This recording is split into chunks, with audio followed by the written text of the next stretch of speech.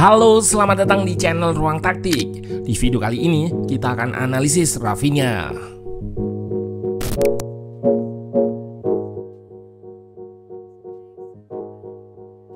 Sudah bergabung dengan Barcelona sejak 2022, Rafinha mengalami start yang kurang begitu baik di klub asal Katalan ini.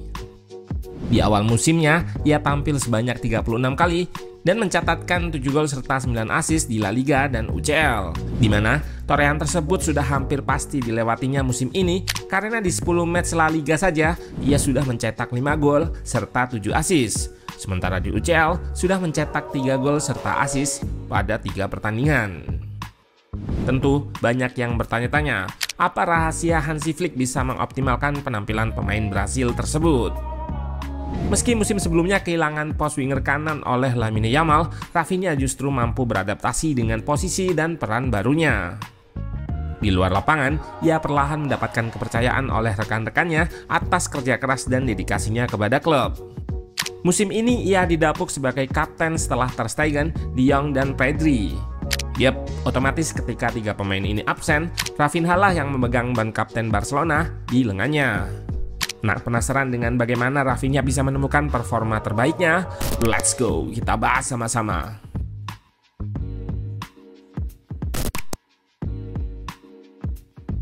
Di klub sebelumnya yaitu Leeds, Rafinha adalah langganan pengisi pos winger kanan. Dari pos ini, ia nggak jarang inverted atau masuk ke tengah, ke posisi yang lebih dekat dengan gawang, dan mencetak gol. Jika dilihat heatmapnya musim lalu, memang Rafinha masih berkutat di sisi kanan. Namun bisa dilihat juga jumlah startingnya yang menurun lantaran Lamine Yamal mulai mengisi pos tersebut. Penampilannya pada musim itu sebetulnya tidak bisa dibilang buruk atau flop. Kemampuan playmakingnya sudah terlihat di musim lalu. Ia memiliki visi serta umpan yang menjanjikan. Dan pada musim kemarin, ia mencatatkan 9 assist. Jumlah yang tidak bisa dibilang kecil, mengingat ia hanya bermain 28 kali dengan 11 kali sebagai cadangan. Menariknya, jumlah ini justru lebih tinggi dari Lamine Yamal yang bermain lebih banyak dengan 37 kali penampilan atau 2186 menit, menciptakan 5 gol dan 5 assist. Namun dapat dimaklumi statistik ini, lantaran Rafinha juga pernah mengalami cedera. Musim ini, Hansi Flick menggantikan posisi Xavi. Tidak butuh waktu lama, dengan pemain yang ada, Barcelona disulapnya menjadi tim yang menjanjikan, termasuk diantaranya performa Rafinha. Jika musim sebelumnya, Xavi lebih banyak memasang Rafinha di pos winger kanan, Hansi Flick justru sebaliknya. Ia diplot di pos winger kiri dan pernah pula dipasang sebagai attacking midfielder atau nomor 10 pada formasi 4-2-3-1. Pun begitu, bukan berarti Flick yang pertama kali memasangnya di winger kiri, lantaran sebetulnya Xavi sudah pernah juga mentandemkannya dengan Yamal sebagai sepasang winger kanan dan kiri. Perbedaannya adalah Rafinha tidak bertindak sebagai winger murni yang selalu jaga kelebaran dengan berada di sayap. Ia lebih bermain seperti half winger yang kerap berada lebih ke tengah, sementara sayap kiri nanti diisi Balde yang akan overlap. Sebetulnya secara peran, ia tidak punya satu role saja. Pada posisinya yang lebih ke tengah tadi, ia juga berperan layaknya shadow striker atau striker bayangan dari Lewandowski. Hansi Flick paham akan kemampuan attackingnya sehingga memberikan ia lisensi untuk lebih menyerang ruang di belakang bek lawan. Hal inilah yang tidak terlihat ketika ia dilatih Xavi. Kunci banyak gol Rafinha pada awal musim ini adalah run in behind dan peran shadow striker. Dengan Lewandowski yang drop memancing center back lawan naik, maka Rafinha lah yang bertindak sebagai strikernya. Lihat saja, ia menggunakan kecepatannya bukan untuk menyisir sisi lapangan, namun untuk beradu sprint di area sentral yang sudah kosong lantaran terpancing. Satu hal lagi, di antara gol-golnya musim ini, finishingnya terkesan sangat berani dan beresiko. Ini menunjukkan kepercayaan dirinya yang tinggi.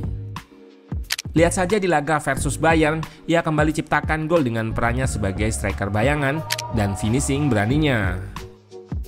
Ketika bangun serangan dari Balde, Lewandowski turun jemput bola yang kemudian dilanjutkan ke Fermin Lopez. Rafinha menjalankan role-nya sebagai striker bayangan dengan baik, bersiap mengekspos ruang di belakang backline Bayern. Ia berhasil membawa bola dan berhadapan 1 versus 1 dengan Manuel Neuer. Kepercayaan dirinya yang tinggi terlihat dari keputusannya melewati kiper nomor 1 Jerman tersebut. Situasi ia sebagai striker bayangan akan sering kita jumpai di laga-laga lain.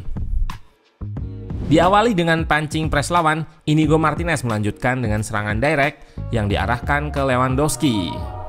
Ia drop dan posisi striker kosong, lalu ia melakukan pantulan yang kali ini diteruskan dengan switch oleh Ferran Torres.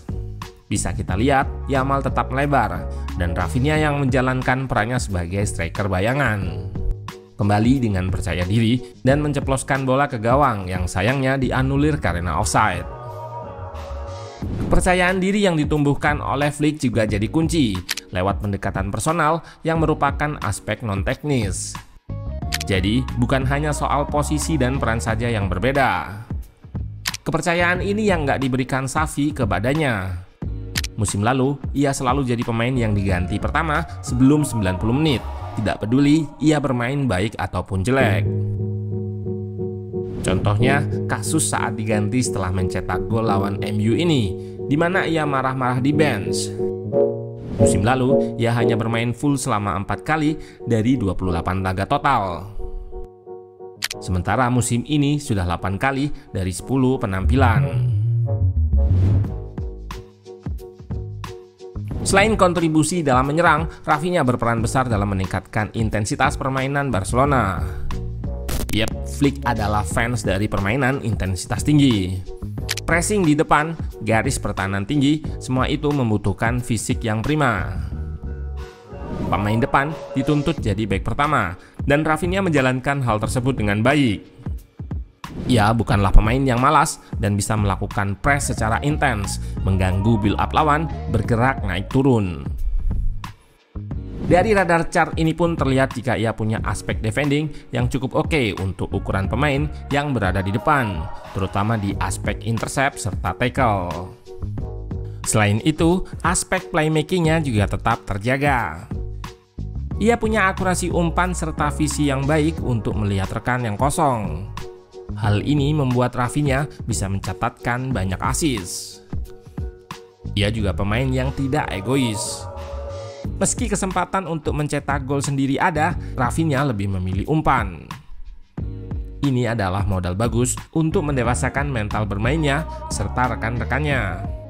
Dan bisa jadi moral booster untuk Barcelona dalam mengarungi musim ini yang masih panjang.